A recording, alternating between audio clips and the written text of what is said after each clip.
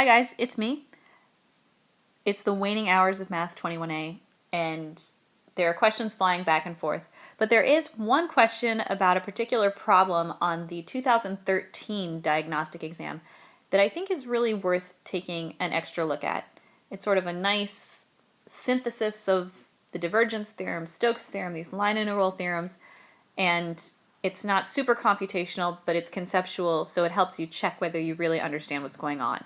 Let's take a look. This is 1E on the 2013 diagnostic exam. We're given three different surfaces. We're given S1. This is the elliptic disk. 2x squared plus y squared is less than or equal to 2 with z equals 0, oriented with upward pointing normals. We have S2, which is the bottom half of the ellipsoid, 2x squared plus y squared plus z squared equals 2, oriented with downward pointing normal. And S3 is the upper half of that ellipsoid, oriented with upward pointing normal. C is the ellipse, that's just the curve in the xy plane, 2x squared plus y squared equals 2, z equals 0, oriented compatibly with S1, and E is the solid ellipsoid, 2x squared plus y squared plus z squared is less than or equal to 2. We have all these different questions about what are the relationships between these surface integrals and some line integrals and a triple integral down here, and it's just really confusing. So let's just start from the top. What I want you to do is I want you to draw the three surfaces, S1, S2, S3, with their normal vectors. So let's do that. The first one is S1 is the elliptic disk, oriented with upward pointing normal. The next surface is S2, that's the bottom half of the ellipsoid with downward pointing normal. The next one is S3, which is the upper half of the ellipsoid with an upward pointing normal. Now let's think about C, which is the ellipse that's just the curve. Note that S1, I'll color in S1 so we can tell it's a disk. And here's C. We're told that the orientation for C, the ellipse, is compatible with S1. So note that S1 is the surface whose boundary is the ellipse C, and when we say oriented compatibly, that means we sort of want to go by the Stokes theorem idea of orienting a surface with its boundary. So that means that if I'm walking around this surface in a left-footed manner with my head in the direction of the normal vector, that will give me the direction of travel around the curve. Again, I need to be walking with my head in the direction of the normal vector, so my head is pointing up, and I need to be walking so my left foot is soundly in the region, S1, and that means that I will be walking in a counterclockwise fashion when viewed from above. Last, we have E, the solid ellipsoid. We have this whole cast of characters, and now we want to decide whether some of the following statements are true. And all these following statements involve surface integrals, and some of them have triple integrals, and some of them have line integrals. We note that we are in R3, right? All of these things have stipulations about x coordinates, y coordinates, and z coordinates. So that means that Green's theorem is sort of out of the picture. And we're dealing with Stokes' theorem and the divergence theorem. So let's just write those down sort of up here for reference.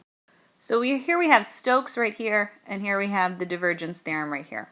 Let's get to work. We now want to see whether the surface integral of f over S1 is equal to the surface integral of f over S3.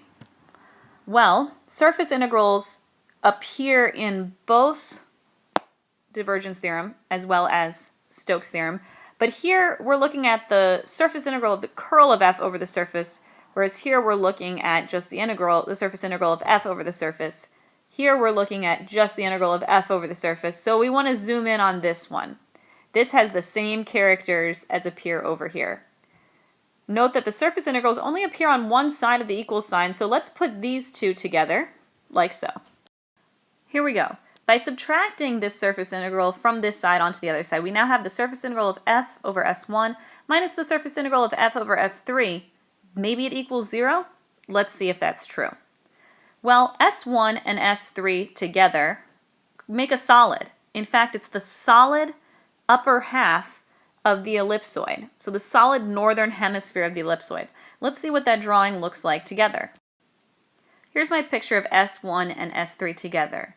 These two surfaces together create a closed solid, which is exactly what we need to create the equality for the divergence theorem. But the problem here is that the divergence theorem requires that all of the normal vectors be pointing outward. Let's take a look here. S1 itself is an upward pointing normal. Let's add that on. S3 is usually an upward pointing normal, but we have a negative sign right here, which means that we are effectively taking a downward pointing normal or an inward pointing normal. And so we at least can say, hey, they match. Of course, if we take the two surface integrals with inward pointing normals, this should be -1 times the divergence, because this equality is assuming outward pointing normals over the surfaces. So if we're doing inward pointing normals, that will create a factor of -1. Let's take a look at what the divergence of F happens to be. The divergence of F, and F is given to us right here, is -3x squared plus 3x. And if we think about all the possible values of -3x squared plus 3x over this ellipsoid, half an ellipsoid, really, the northern hemisphere half of an ellipsoid, this is not going to be 0. So this is not true. So the integral of this over the 3D region here, because what we're saying is that according to the divergence theorem, if we sum the surface integrals together with correct orientation, we should get the triple integral of the divergence over the solid. Well, we don't exactly have correct orientation. We have inward orientation rather than outward orientation, but that would be totally fine if the divergence happened to be 0 anyway. But the divergence itself is not 0, and so the fact that these two do not equal 0 means that they don't equal each other. So 1 is not true. Now let's look at 2. We have the exact same setup. We have the surface integral of S1 equals the surface integral of S3, but now our vector field is a different vector field. We have the same exact setup where we care about the surface integral of F over various surfaces, and that those two surfaces create a closed solid, which means that we can use the divergence theorem. So by pulling S3's surface integral over to the left-hand side, we're still left with this. Putting the negative sign out here reverses the normal of S3, and we're still left with these inward pointing normals. But hey, maybe we're going to be lucky this time.